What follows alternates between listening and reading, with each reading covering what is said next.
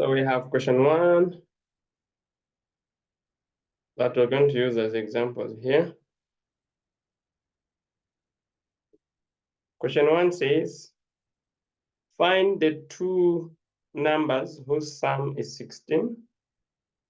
If you add x plus y and get the sum to be 16, and whose product is the maximum possible. So the product, which is xy, we want it to be as large as possible. So whenever I have two functions like that, I go to this open function and solve for for y, and then go to the p function and make it a function of x, and then expand it. You see, this is the p function. Now I want this to be as maximum as possible. So we differentiate it and get 16 minus 2x.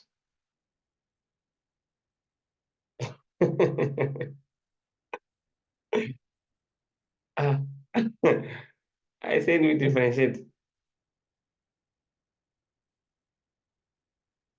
Yeah, I said I mean, I was even wondering, are we supposed to differentiate Papa and sir?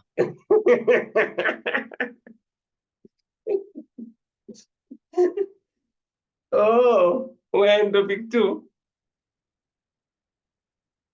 Ah, okay, we're in topic 2, so we don't have to differentiate. So what we do is, yeah, I think I was teaching the second year, so we are differentiating there whenever we have such a thing.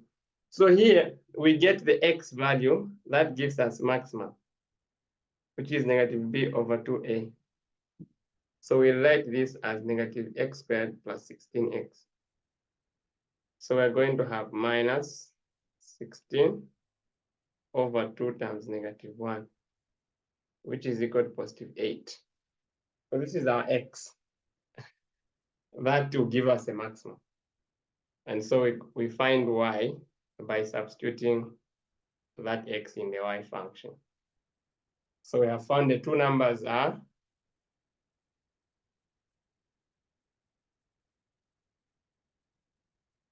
8 and another 8.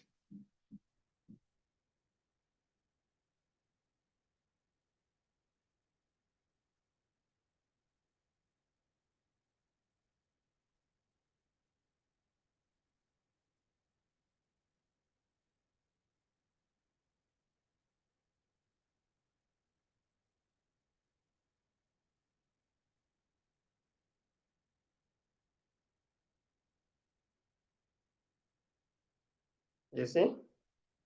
Very easy, but if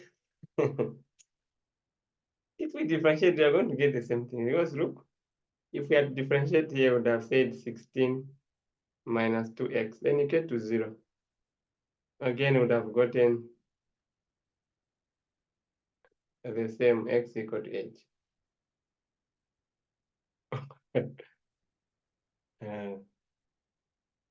Okay, that was question 1. Let's go to question 2.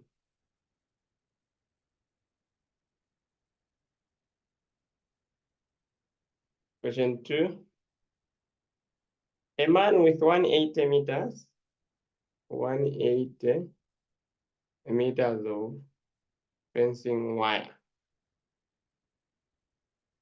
wishes to fence off an area in the shape of a rectangle.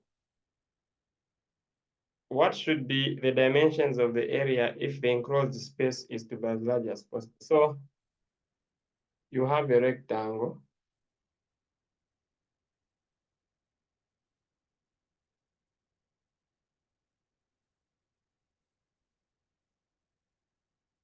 So you know that the sides of a rectangle would be like this. So if we get the perimeter, it should be equal to 180 because that's the material which you have. So you add x plus x, y plus y, and equate it to 180. Just here, if I divide by 2, I'll get 90, meaning that y is 90 minus x. The area of a rectangle is x times y. So if I make this to be a function of x, I'm going to have x times 90 minus x, which is 90x minus x squared. So x is negative b over 2a, which is negative 90 over negative 2, since there's a 2 times negative 1 there. So we get 45. And so y ends up to be 45 as well.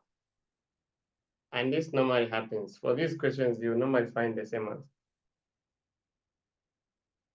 But if you don't find the same answers, don't start arguing that how come what? They can be the same or not.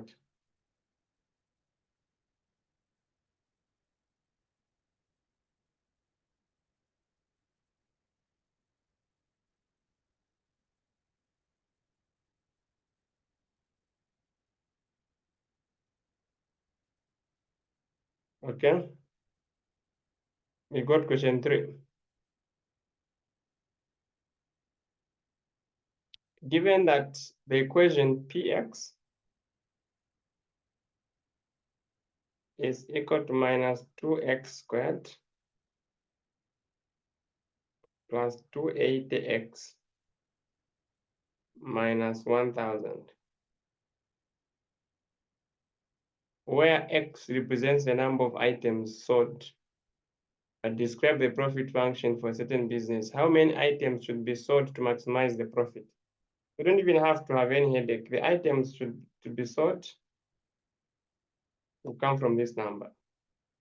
That's negative 280 over 2 times negative 2.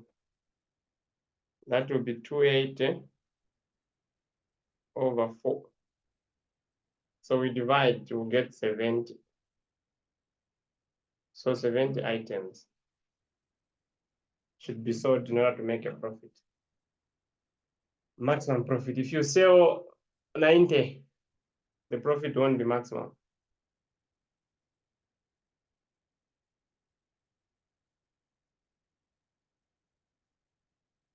So what if there's a minimum? Hello? If there is a minimum.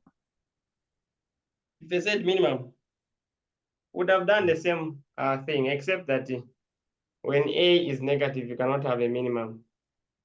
You have a positive. If you want minimum, you should have positive there. Remember, these are quadratic. So when the coefficient of x squared is negative, you get a maximum value. Maximum turning point, is it?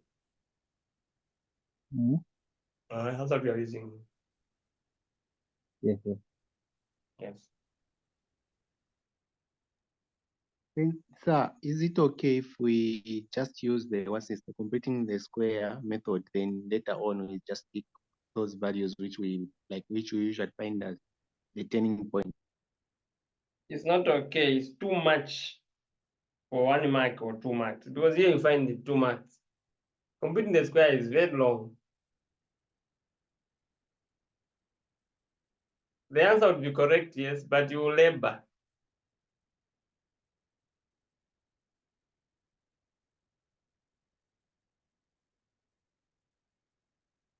And we don't want you to think as if you're carrying the whole world on your shoulders just to find this calculation.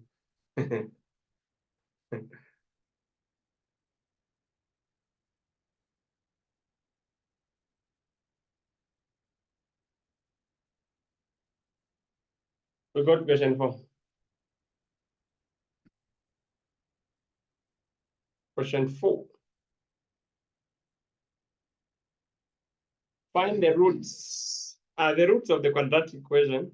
This is the quadratic equation that is given. X squared plus 3x minus 2 is equal to 0. The roots are alpha and beta. Find the value of 1. So if the roots are alpha and beta, then we know that alpha plus beta is negative b over a which is -3 over 1, which is equal to -3.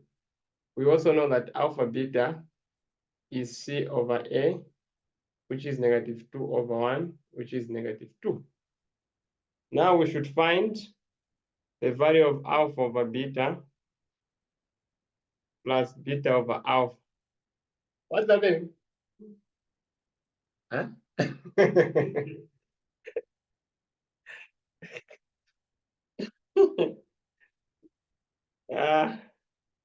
Okay, so let's get the common denominator.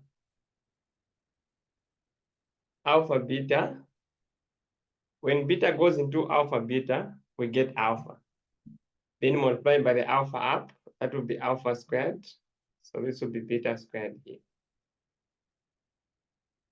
So now